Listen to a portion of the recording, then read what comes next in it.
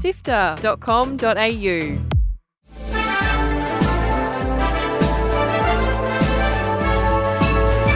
Hi, I'm Kyle Pauletto. And I'm Fiona Bartholomaeus. Welcome to Walkthrough, SIFTER's weekly recap on the biggest news in video games. This week, Epic Games cops a massive fine, FromSoftware's animations get pinched, and Horizon Forbidden West's new DLC will be exclusive to the PS5. Here is the news for Sunday, 19th of March. Let's go. Join the SIFTER community on Discord at sifter.com.au/Discord. Epic Games is being hit with a whopping fine in the hundreds of millions of dollars by the United States Federal Trade Commission. The commission has ordered Epic to pay $245 million as a settlement for allegations that they engaged in UI design techniques known as dark patterns to deceive players into making unwanted purchases in Fortnite. SIFTER executive producer Gianni was one of the Fortnite players who accidentally got caught by this. How did it work, Gianni? Well, Kyle, when you load up the in-game store back in that early version of Fortnite, you press A or X to view a skin and then the same button again to immediately buy it. There wasn't any confirmation at all. The problem was that sometimes the UI would lag or sometimes it would feel like you hadn't actually hit the button, so you'd press it again. But it would have loaded half a second before you do, and bam, you bought something you didn't intend to. While you could get a refund, there were 3 lifetime refunds offered per account. That's it. And it was an extra step to get your V-Bucks back. Over time, they changed it so that if you stayed on the store page, you could immediately refund. And they also changed it so that you had to hold the button to purchase. But yeah, it was a very easy mistake to make and one that I definitely made myself. While $245 million is an eye-watering sum for just about everyone, we do know that back in 2020, it was revealed in the Apple vs. Epic case that Fortnite made $5.1 billion that year. So really, this amounts to a slap on the wrist. Fortnite is the leader when it comes to free-to-play, so here's hoping some of the smaller developers are, let's just say, encouraged to do the right thing as well.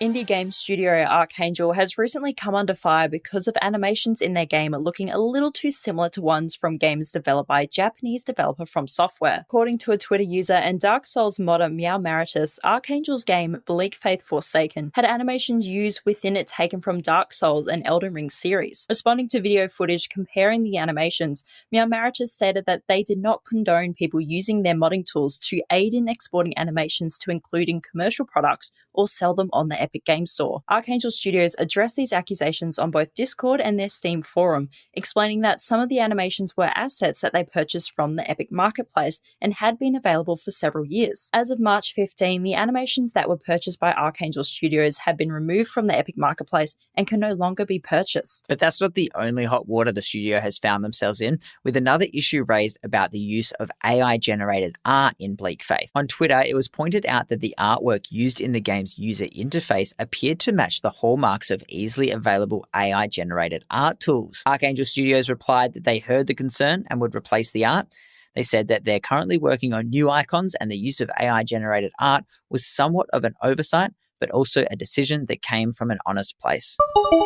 The legal drama over at Disco Elysium studio Zaum seems to be coming to an end with the announcement that several lawsuits filed by former employees have been dropped. After their involuntary departure in 2021, a handful of former employees claimed they had been fired after the company's takeover by Estonian businessmen Ilmar Kompas and Tony's Havel. In October last year, those former employees filed unfair dismissal cases and threw some pretty nasty financial fraud allegations against Kompas and Havel. But this week, Zaum issued a press release stating that all 3 cases were resolved after being dropped due to a lack of evidence. A lot of information is still under wraps, so we may never know the full story of what went down, and only time can tell us how this will impact any potential Disco Elysium sequels.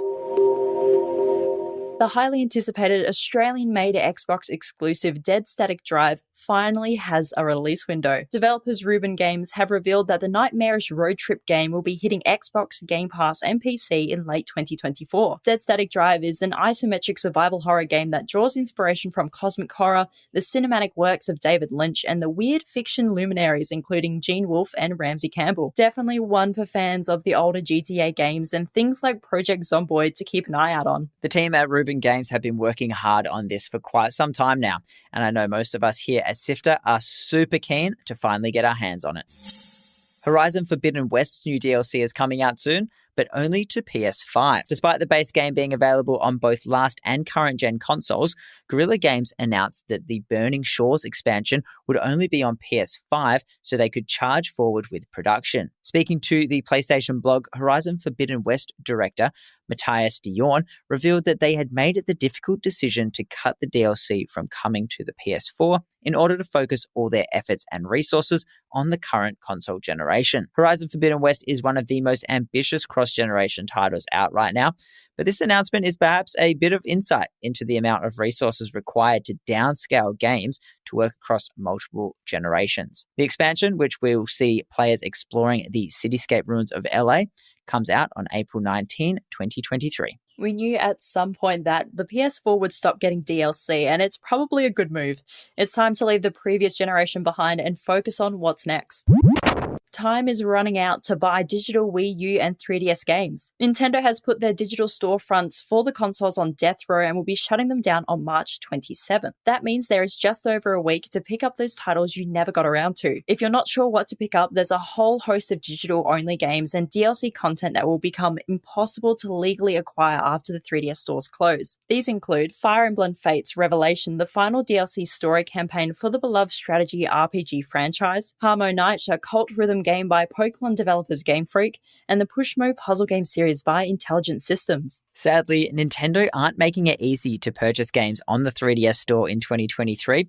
You'll need to use one of two special workarounds to add funds to your 3DS account. One is through the Nintendo website, where you can redeem an eShop gift card to put funds on your account. Alternatively, you can digitally add funds through your Nintendo Switch via its eShop. This all assumes that your old Nintendo Network ID and your current Nintendo account have been merged, a process that took SIFTER producer Adam Christou Googling through multiple YouTube tutorials to figure out. Good luck out there, gamers.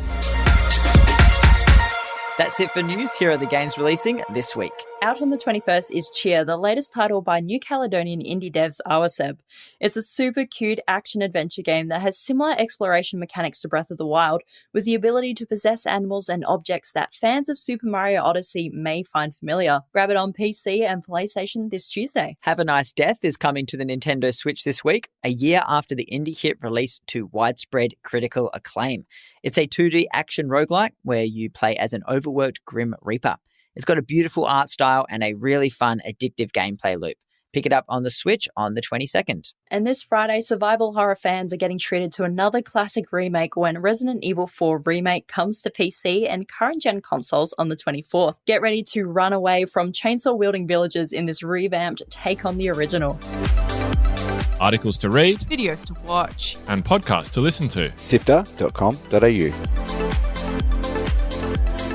This has been Walkthrough by SIFTER. My name is Kyle Pauletto. And my name is Fiona Bartholomaeus. Thank you so much for listening. We know you love our podcast, so why not become a monthly backer on Ko-Fi? Your support lets us keep making our shows, so why not show the love and sign up to be a monthly backer? It's easy. Head to sifter.com.au/support, where support starts from just $1 a month. That address again is sifter.com.au/support. SIFTER is produced by myself, Kyle Pauletto, Daniel Ang, and Adam Christou. Mitch Lowe is senior producer who edited this episode, and Gianni Giovanni is our executive producer. Thanks to Brian Fairbanks from Salty Dog Sounds for composing the Walkthrough theme tune.